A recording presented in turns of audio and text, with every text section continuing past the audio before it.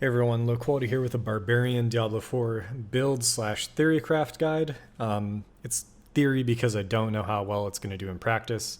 I played the build, but a lot has changed over the course of the betas. But primary skills are going to be Hammer of the Ancients and Deathblow. And what I'm going to talk about today are the three main elements of the build that make it unique and fun, and at least fun for me. But, we'll see. The first one, and it's kind of the main one, is weapon swapping. So our key passive, we're actually going to take Walking Arsenal. It's the main reason why I feel like people won't enjoy the build and they won't play it.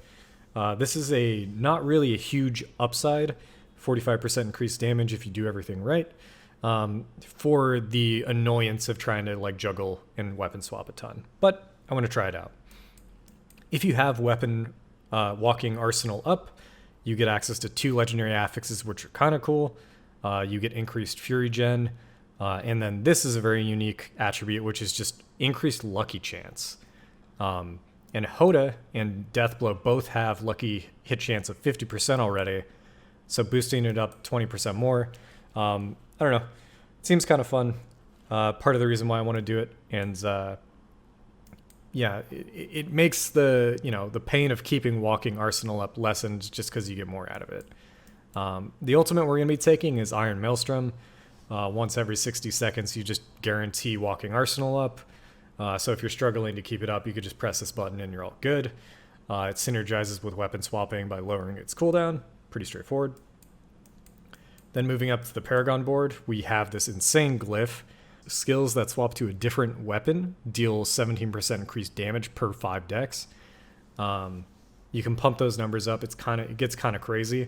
And why this is powerful is because you can guarantee when that damage bonus comes in, right? You can guarantee when you swap if you want to stack that multiplier on top of something else. As well as the additional bonus just being like a flat chance to crit, which is pretty nice if you don't want to stack crit chance but still want to take advantage of crit damage. The additional bonus there is not something to ignore. But yeah, so when we look at the second element of the build, it kind of goes hand in hand with this idea of, can we guarantee when multipliers are going to land? And for this one, we can. When we swap weapons, there's a guaranteed damage multiplier. The second element of the build is Overpower. And that's because of Earthstriker's aspect. So after you swap weapons 10 times, your next attack guaranteed will overpower. That is also something that you can't really get anywhere else.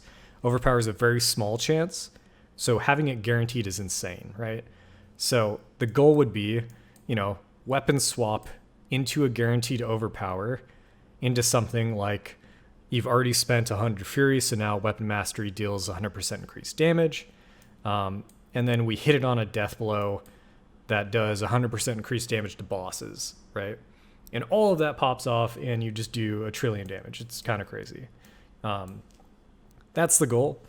While you're not doing that, while we're not kind of lining up that perfect combo, we're going to be using HOTA, and that's going to lead into the third element of the build, which is Maximum Fury. So Furious Hammer of the Ancients, it deals increased damage for each point of Fury you had when you used it. So basically, if you have more max Fury, you have more Fury, and then that adds to the multiplier. I feel like this wasn't working in the way that I thought it would in the beta.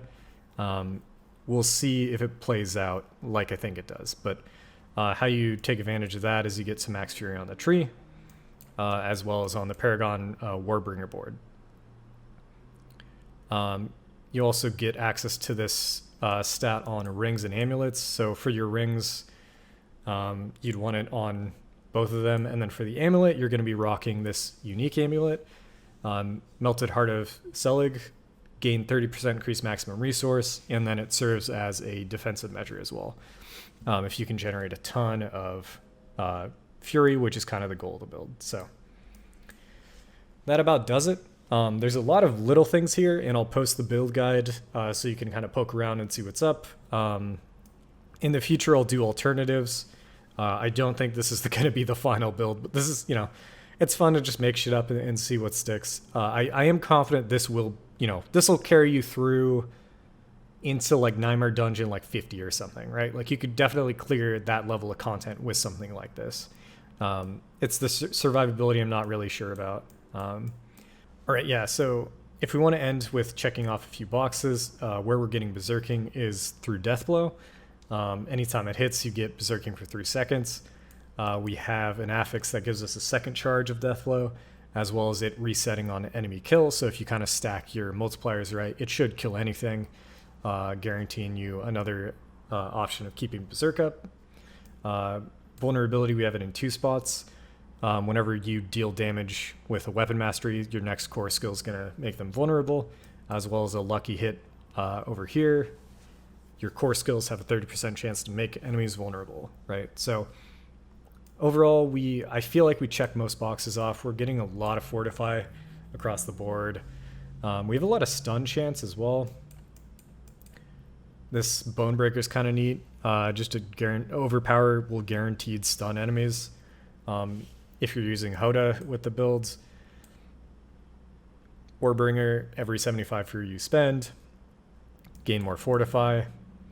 Swapping weapons gets you Fury, and then this board we're not even taking the actual one, we just want it for the glyph. So yeah, take a look, poke around, see if you like the builds.